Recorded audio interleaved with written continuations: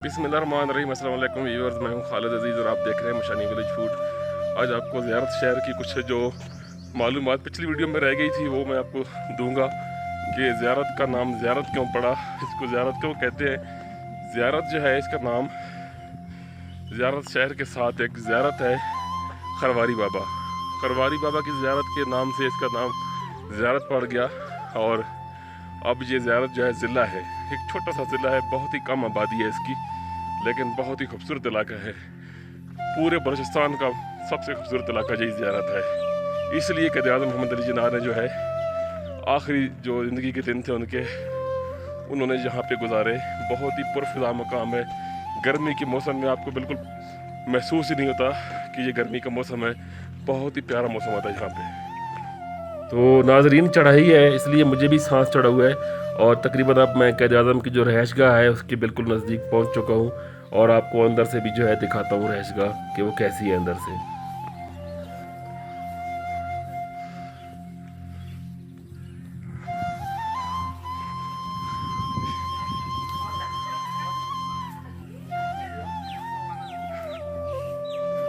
बहुत बड़ा तना है दरख्त का, बहुत बड़ा।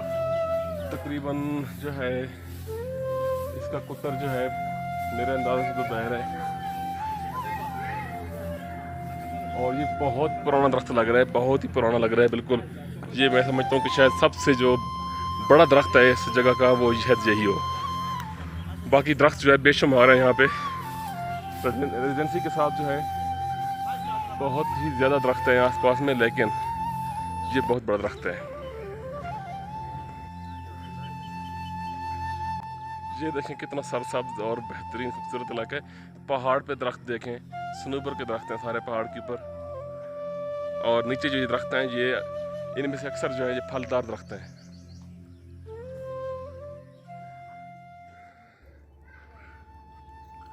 तो अब आपको इमारत जो है वो अंदर से भी दिखाते हैं कि अंदर से इमारत कैसी है। माशाल्लाह बहुत ही ज़बरदस्त खूबसूरत इमारत है। और ये इसका मेन दरवाज़ा है।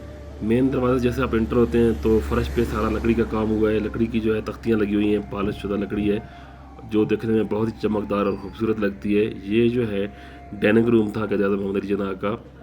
इसमें टेबल वगैरह और कुर्सियाँ वगैरह लगी हुई हैं। और नीचे मुकम्मल लकड़ी का जो है काम हुआ है। और ऊपर छत पे जो सीलिंग है ये भी जो है लकड़ी की हुई है और पॉलिश की हुई लकड़ी खूबसूरत जो है बहुत ही दिलकश लगती है। और ये अंगीठी है उस ज़माने की। ये कमरे को गर्म करने के लिए, आग जलाने के लिए ये अंगीठी है। बाहर से इसकी जाली लगी हुई है। तो ये मेहमानों का कमरा है। इसमें जो है सोफ़े वगैरह लगे हुए हैं।